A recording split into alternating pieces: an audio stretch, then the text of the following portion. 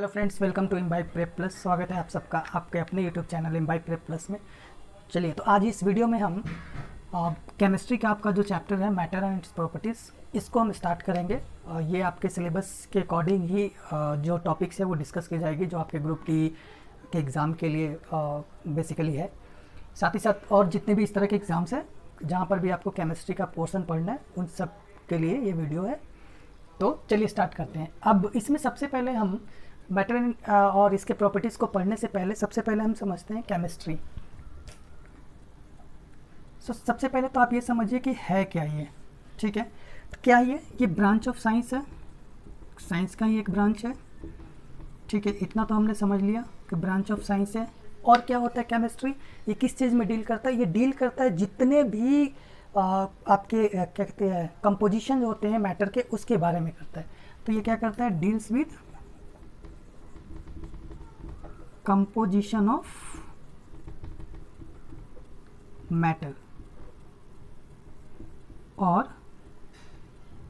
किस चीज़ में डील करता है? ये डील्स विद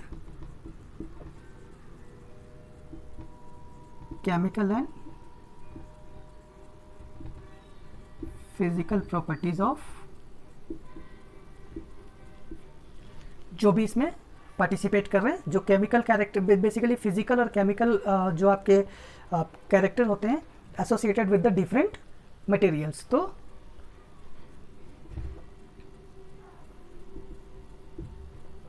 डिफरेंट मटेरियल्स जो एसोसिएटेड होते हैं। तो ये क्या हो गया, ब्रांच ऑफ साइंस हो गया, deals with composition of matter हो गया। उसके अलावा ये डील करता है केमिकल और फिजिकल प्रॉपर्टी से। अब आप समझिए कि जैसे ही हमने ये केमिस्ट्री का जो है डेफिनेशन समझा, उससे हम एक चीज़ तो समझ में आ गया कि केमिस्ट्री में हमें क्या पढ़ना पड़ेगा, कंपोजिशन ऑफ मैटर पढ़ना पड़ेगा। तो यानी हमें मैटर के बारे में जानना पड़ेगा। सबसे पहले यहीं से स्टार्ट होती है, इसीलिए हमारा जो पहला चैप्टर है वो मैटर है। उसके अलावा इसके केमिकल और फिजिकल प्रॉपर्टीज़ के बारे में भी पढ़ना पड़ेगा। तो यहाँ पर हमें मैटर एंड इट्स प्रॉपर्टीज़ में इसके बारे में भी पढ़ना है। चलिए, इसके अलावा जो आपको एक चीज़ जाननी है वो है लेवोजियर जो थे, ठीक है, एक साइंटिस्ट थे हमारे, जिनको हम क्या कहते हैं, फादर ऑफ मॉडर्न केमिस्ट्री। ये फादर ऑफ मॉडर्न केमिस्ट्री है, इंपॉर्टेंट है, पूछा जाता है कई बार, तो आप ध्यान रखेंगे इसको। सो लेवोजियर जो थे वो क्या थे, फादर ऑफ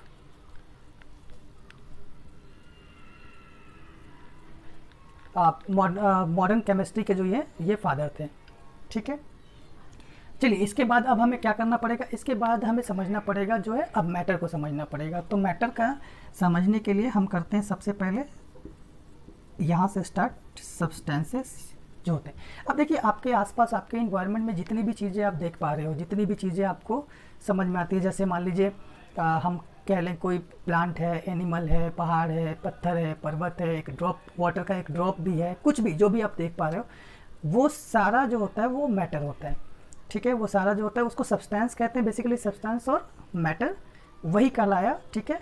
अब अगर मैं जो भी एग्जांपल की बात करूँ, आप देखिए इसमें दो जो होंगे वो कैरेक्टरिस्टिक्स होंगे। पहला कैरेक्टरिस्टिक क्या होगा कि अगर मैंने किसी भी चीज़ का नाम लिया तो वो जगह जरूर घेरेगा, यानी कि जो होता है स्पेस को ऑक्यूपाई करता है।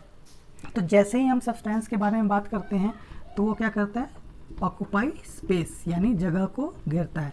और इन सारे एग्जांपल्स में एक चीज़ और है कि इनमें मास होता है, करेक्ट। तो इसमें मास होना ही होना है।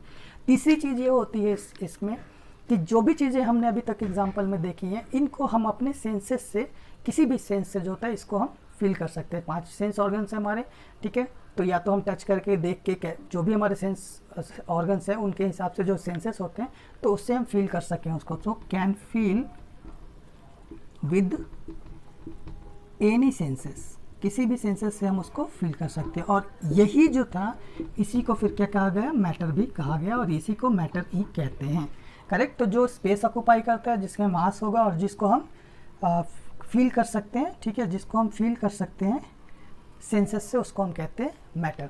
चलिए, ठीक है, अब यहाँ तक हम समझ गए। अब चलते हैं हम मैटर के बारे में। अब हमें जानना पड़ेगा मैटर के बारे में। तो मैटर में हमें अब क्या समझना पड़ेगा, अभी हमने देख लिया मैटर, अब हमें समझना पड़ेगा फिजिकल प्रॉपर्टीज़ ऑफ मैटर के बारे में। जब हम फिजिकल प्रॉपर्टीज़ ऑफ मैटर की बात करते हैं, चलिए फिजिकल प्रॉपर्टीज़ हो गया, इसको पढ़ते हैं। Physical properties of matter. तो सबसे पहले क्या होता है कि जब हम मैटर की बात करते हैं तो कोई भी मैटर किस चीज़ से बना होता है, वो पार्टिकल्स से बना होता है। सो जितने भी मैटर होते हैं, matter is made up of particles.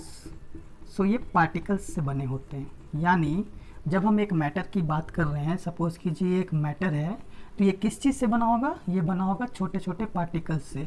ऐसे छोटे छोटे पार्टिकल्स से मिलकर बना होता है कोई भी मैटर होता है, ठीक है। अब जब हम पार्टिकल्स कह रहे हैं तो इसका साइज क्या होता होगा, तो ये जो साइज होता है पार्टिकल का वो बहुत स्मॉल होता है, वेरी स्मॉल, ठीक है। टीनी साइज कहते हैं इसको, बहुत ही छोटा होता है। क्या है डायमीटर, वो मैं आपको क्या साइज होता है बेसिकली नैनोमीटर्स में साइज हम इसका जो होता है कैलकुलेट करते हैं, पढ़ते हैं। सो बहुत ही छोटा होता है, टीनी साइज होता है।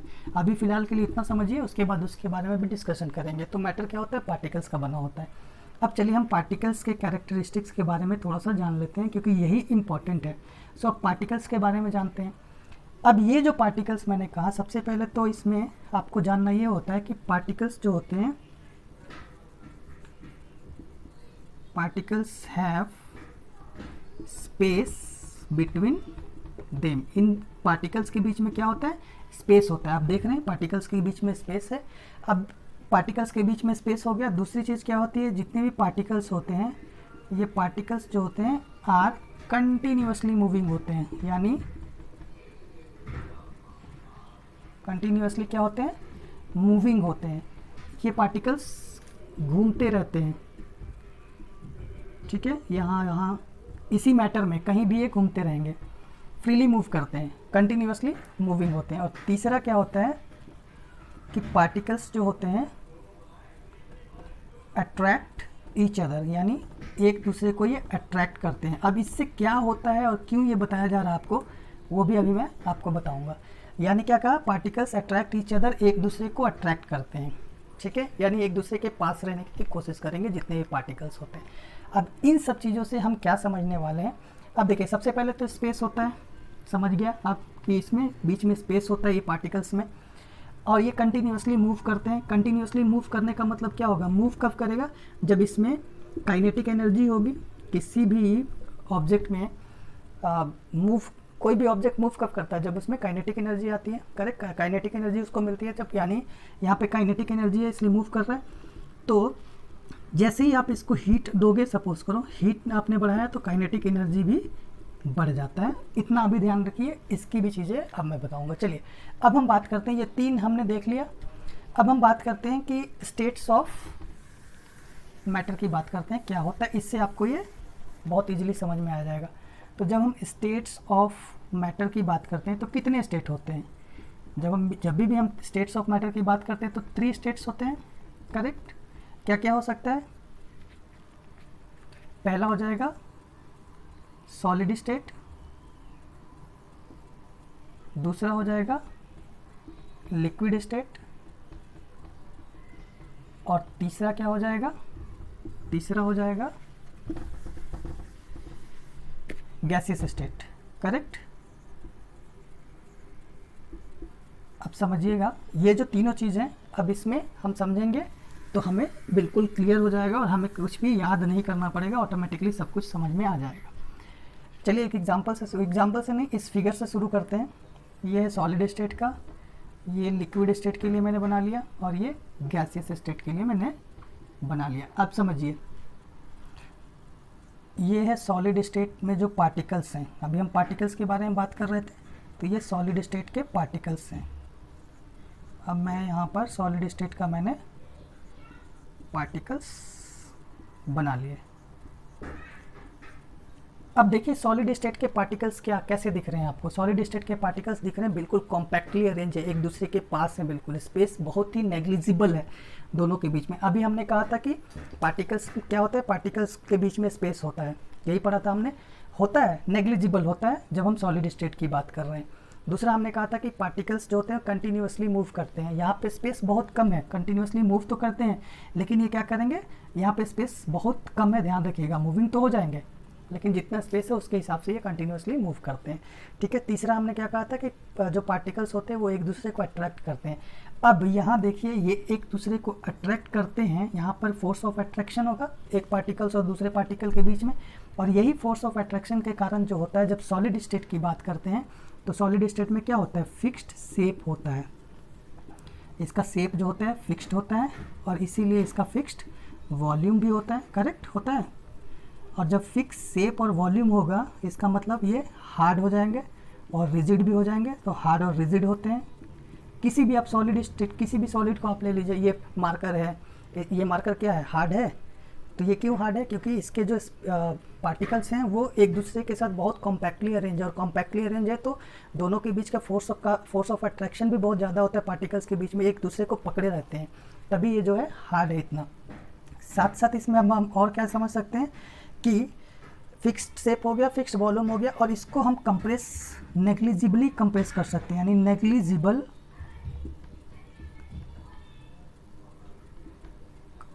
कंप्रेसिबिलिटी लिख लेते हैं। सो नेग्लिजिबल कंप्रेसिबिलिटी होता है, यानी इसको आप कंप्रेस नहीं कर सकते हैं। अगर मैं इसको कंप्रेस करूंगा तो क्या होगा, इसका शेप चेंज नहीं हो जाएगा, साइज इसका चेंज नहीं हो जाएगा, राइट। लेकिन क्या होगा, अगर मैंने मान लीजिए कि बहुत ज़्यादा इसको कंप्रेस कर दिया, कंप्रेस तो होना नहीं है, मगर इस पर इतना फोर्स लगाया जाए कि जो ये जो इनके बीच की जो बॉन्डिंग है, इनके बीच की जो बॉन्डिंग है इस फोर्स ऑफ अट्रैक्शन से, यानी यहाँ पर फोर्स ऑफ अट्रैक्शन होगा कुछ ना कुछ, ठीक है, ये क्या हो जाएगा, फोर्स ऑफ अट्रैक्शन जो होगा वो कम जाएगा, किससे, जो हम एक्सटर्नल फोर्स लगा रहे हैं इस पर। सो एक्सटर्नल फोर्स क्या होगा, एक्सटर्नल फोर्स जो होगा वो ज़्यादा हो जाएगा, किससे, ये आपका फोर्स ऑफ अट्रैक्शन से। तो ये बॉन्डिंग टूट जाएगी, और ये टूट जाएगा तो ये भी टूट जाएगा। करेक्ट, तो ये टूट जाएगा लेकिन शेप चेंज नहीं होगा। लेकिन अब आप कह सकते हैं कि अगर मैं रबर का एग्जांपल लूँ तो रबर भी तो सॉलिड होता है, लेकिन उसको तो हम खींच लेते हैं ना, कंप्रेस भी कर सकते हैं, उसको खींच भी सकते हैं।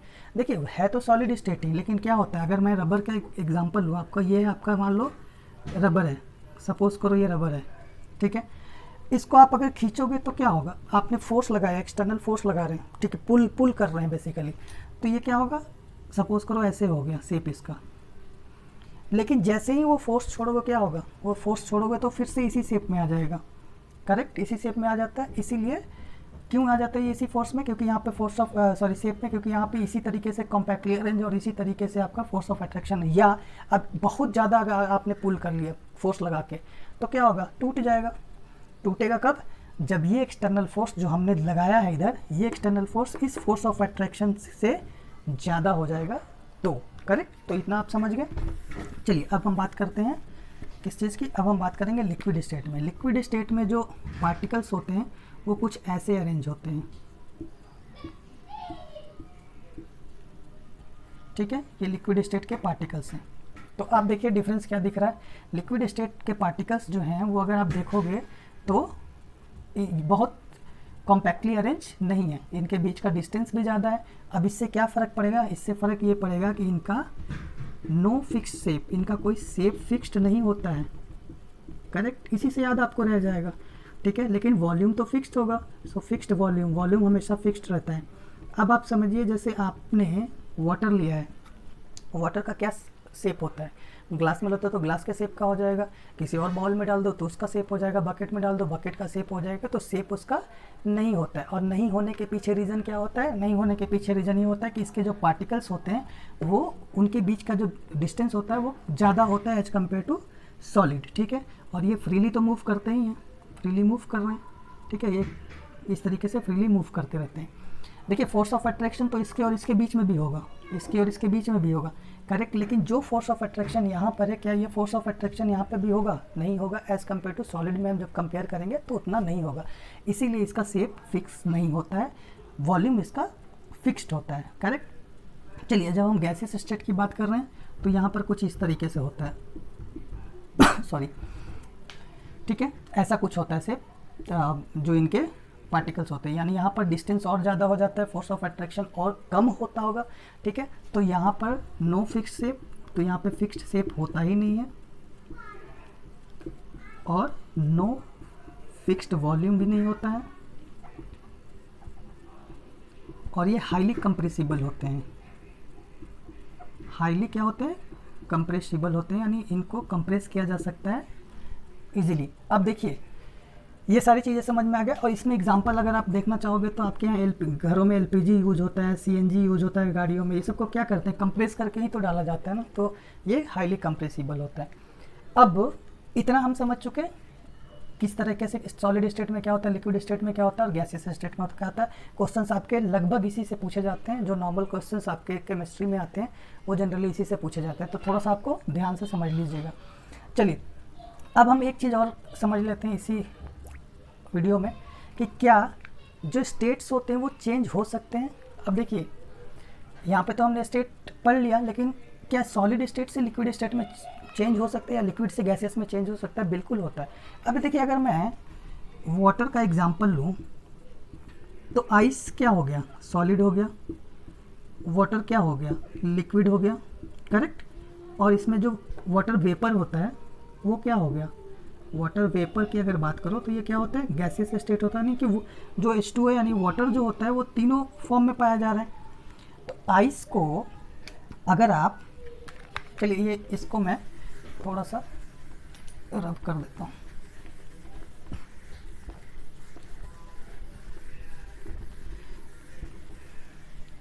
तो हमारा जो अभी टॉपिक है वो है कि कैन मैटर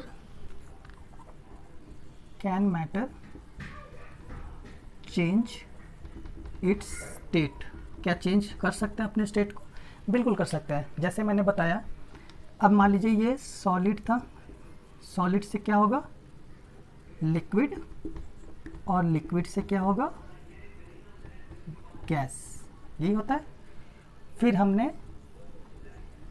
ऐसे भी कर दे रहे हैं, यहाँ पर हमने क्या किया, हमने हीट दिया, ठीक है, यहाँ पर हीट दिया, लिक्विड में बदला, यहाँ पर हीट दिया, गैस में बदला। अब गैसियस स्टेट से हमने इसको कूल कर दिया तो लिक्विड में आ गया, और लिक्विड को कूल कर दिया तो किस में चला जाएगा, सॉलिड में चला जाएगा, यानी चेंज तो होता है। जैसे अब मैंने यहाँ पे एग्जांपल लिखा आइस वाटर।